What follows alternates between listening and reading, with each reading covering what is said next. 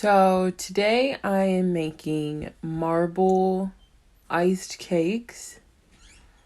I've never done it before.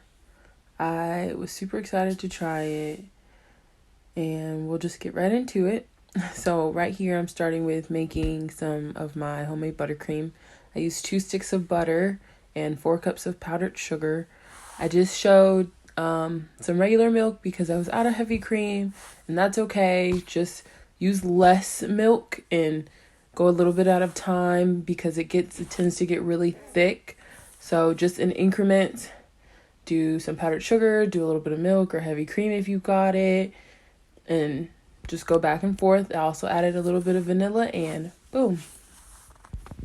After my buttercream, I went ahead and iced my cakes. The first layer that I have to do is the crumb coating. I'm just trying to get a nice thin coating to get the crumbs to not be all over the place because we need a very flat surface for marbling. I'm also doing 3 separate flavors. There's a yellow cake, a red velvet, and a chocolate cake.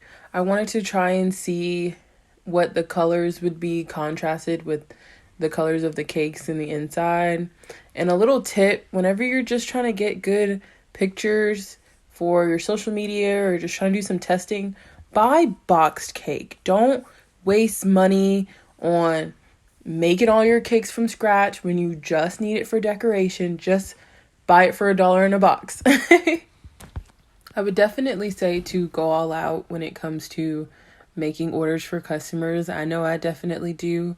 Putting in that time, putting in that effort really pays off in the end in terms of flavor, in terms of texture, in terms of presentation. Definitely put in that work when it comes to making money. This right here is the second coating of frosting. We're trying to get it as completely flat as I can around all the sides and the top. I really need that marble icing to just drip down on the top flawlessly. So we're going to try to get it as smooth as we can right here. And then I'm going to just pop these in the freezer. So the next clip I'm going to show is the marbling process. I'm not going to speed this part up. I'm going to let it play in normal so you can just kind of see it. For the first cake, I did orange and red as my colors, and I thought they turned out absolutely beautiful. The recipe that I used for my marble glaze came from Emmy Made. I absolutely love her. She's this wonderful, I don't know if I want to call her a chef. She's a mom. She's great. She tries all sorts of crazy things. I will put a link to her YouTube channel in the description below. She is absolutely amazing. She failed one time in her trying to make this cake, and it was it was fine. She learned. She made a new one. So the recipe that I used for it came from her. It was 1 cup of water and a 1.5 cups of sugar. I only used a cup, and 2/3 a cup of sweetened condensed milk. And then you just let that all simmer on the stove, and you use 2 packets of Knox unflavored gelatin. Mix that with a 1/4 cup of water. Let it bloom. It's usually kind of hard to mix gelatin into stuff, so if you let it bloom with a little bit of water, it tends to mix in well. So once it gets to a simmer, put in your gelatin, put in your 2 cups of white chocolate chips, and shut the stove off and just keep it stirring. And then you're going to want to strain it into a separate bowl to take out any little loose chunks that might be in there. And then you're going to want to get the temperature down to 90 degrees. 90 degrees Fahrenheit is the temperature for pouring the glaze. My glaze took quite some time to get down to that degree, but it was fine because I needed to make my colors, so I put a couple of them in a little bit of the glaze in some smaller bowls and mix in my colors. They do cool down faster once you separate them into smaller bowls, so just get a thermometer of some kind and keep an eye on that temperature, because I realized with this one that I'm doing now that once it got too cool, it didn't set or it didn't stick to the cake all the way properly. So this one I'm doing a violet, bluish, purplish color in a super dark mossy green. It actually turned out very beautiful even though it's dark. I absolutely love the colors of this cake. But again, my icing cooled down a little bit too much after I went to go and glaze it, so it did get a little loose in some areas. It wasn't sticking all the way, but this is my first try, and you live and you learn. It actually turned out quite beautiful though.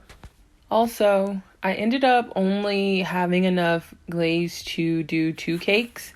So with the last cake, and I didn't record it because it just got really sloppy.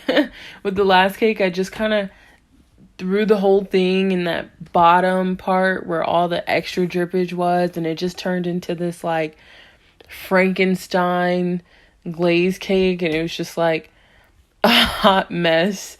But I didn't take a video of it. I do have a picture. I'll insert a picture a little bit towards the end so you can just kind of see how they all turned out. And it was actually a really fun process.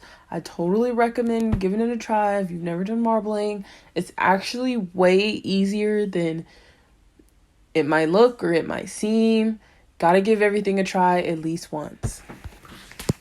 These are my freaking cake pictures, just a couple of them. I also want to add a little clip of these molten cakes that I did. I make these little bundt cakes of the same flavors, red velvet, yellow cake, chocolate cake, with this molten icing in the middle. And I just wanted to share with you a little clip of me cutting them in half. It's always so pleasing to see molten chocolate, molten icing just oozing out of a cake. It looks so delicious. So I'm gonna enter a couple of quick clips of that so you can see it.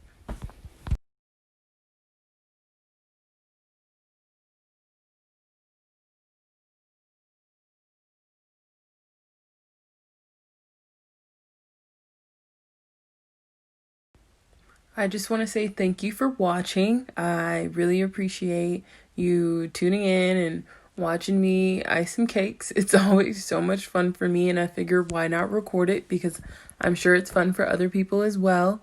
I am going to put a link to my Facebook bakery page and my Instagram bakery page. My bakery is called Simone Bakery. I am stationed in South Alabama. You can Google my page as well, but I'm going to put links to my Facebook and my Instagram. Feel free to go on there, follow me, check it out. Follow me on YouTube. I'm going to continue to record myself making different treats for you to try, and I'm just going to do little voiceovers so you can just kind of tune in and zone in with me and perhaps even bake with me, get in your kitchen and do your thing while I'm doing my thing. Thank you again for watching, and I will see you next time.